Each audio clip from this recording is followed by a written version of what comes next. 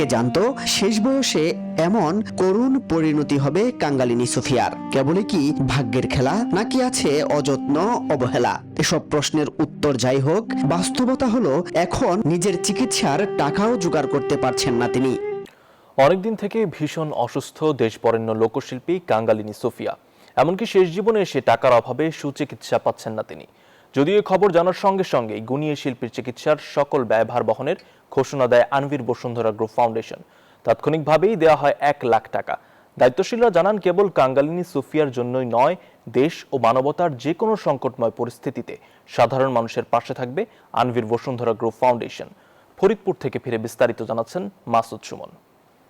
তবু বুঝার মন পাইলাম না রে, বুড়ি হলাম তোর কারণে। এক সময়ের তুমুল জনপ্রিয় লোকসঙ্গীত শিল্পী কাঙ্গালিনী সোফিয়া। পরাণের বান্ধব রে, বুড়ি হইলাম তোর কারণে, কিংবা কোন বা পথে নিতাইগঞ্জ যায়, এমন অসংখ্য গান গেয়ে সাধারণ মানুষের মন জয় করেছেন, সুনাম কুড়িয়েছেন দেশে বিদেশে। জীবনের পরন্ত বেলায় এ যেন নিয়তির নির্মম পরিহাস। দিন দিন বাড়ছে শারীরিক অসুস্থতা, সেই সঙ্গে হাত ভাঙার সীমাহীন যন্ত্রণা। এমন অবস্থায় রাজবাড়ী সদর উপজেলার আলীপুর ইউনিয়নের নিজ বাড়িতে কাটছে গুণী এই শিল্পীর সময়। উচ্চ রক্তচাপের সঙ্গে কিডনি, হৃদরোগ সহ শরীরে বাসা বেঁধেছে আরো কিছু জটিল রোগ। বুকে প্রচন্ড ব্যথা আছে, ফুলে গেছে মুখমণ্ডল। সব মিলিয়ে কথা বলতেই ভীষণ কষ্ট হয় তার। এই সুখী আমার লাখ লাখ শুক্রিয়া, তাকে আমি দোয়া করি। সুখ কি জিনিস তোর দেই নাই। কষ্ট জীবনেই কাটাইলাম, মা বাবার ঘরেও কষ্ট করছি, আবার স্বামীর ঘরে আইছিলাম, তাও কষ্ট করছি, আর এখনো কষ্ট করতেছি। কে জানতো শেষ বয়সে এমন করুণ পরিণতি হবে কাঙ্গালিনী সোফিয়ার? কেবলই কি ভাগ্যের খেলা, নাকি আছে অযত্ন, অবহেলা? এসব প্রশ্নের উত্তর যাই হোক, বাস্তবতা হলো এখন নিজের চিকিৎসার টাকাও জোগাড় করতে পারছেন না তিনি। দুঃখের কথা কি কব, আমি ঢাকার থেকে আইসি পর থেকে ওই পাশের বাড়ি থেকে এক ভাত দেয়, সেই ভাত 2 বার করে খাই। এই দুঃখে থাকার জায়গা আছে?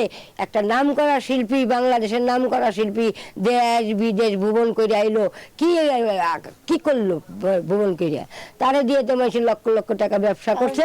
সংকটময় এই সময়ে লোকসঙ্গীত শিল্পী কাঙ্গালিনী সোফিয়ার পাশে দাঁড়িয়েছে আনভির বসুন্ধরা গ্রুপ ফাউন্ডেশন। মানবিকতা বিবেচনায় আনভির বসুন্ধরা গ্রুপ ফাউন্ডেশনের পক্ষ থেকে দেয়া হয় নগদ টাকা ও চিকিৎসার ব্যয়ভার বহনের ঘোষণা। আজকে সকালে আমাদের ভাইস চেয়ারম্যান ম্যাডাম উনি যখন পত্রিকার মাধ্যমে নিউজটা উনি দেখার পরে উনি স্যারকে যে অবহিত করলো, স্যার সঙ্গে সঙ্গে আমাদেরকে বলল যে ওনার মতো একটা কিংবদন্তি, যার চিকিৎসার পয়সার অভাবে চিকিৎসা হবে না, এটা কোনোভাবে মেনে নেওয়া যায় না। তো উনি সঙ্গে সঙ্গে তাৎক্ষণিক আমাদেরকে উনি বলল ওনার সকল প্রকার চিকিৎসা দায়িত্ব আমি বহন করলাম। ওনাকে আজকে 1 লক্ষ টাকা দিয়ে গেলাম আমরা। জানান, সামাজিক ও মানবিক কাজের মধ্য দিয়ে সাধারণ মানুষের পাশে থাকাই আনভির বসুন্ধরা গ্রুপ ফাউন্ডেশনের প্রধান লক্ষ্য। আমি ধরতে পারলে মন বেরি দিতাম পাখি। মাসুদ সুমন, নিউজ 24, রাজবাড়ী, ফরিদপুর। কেমনে আসি।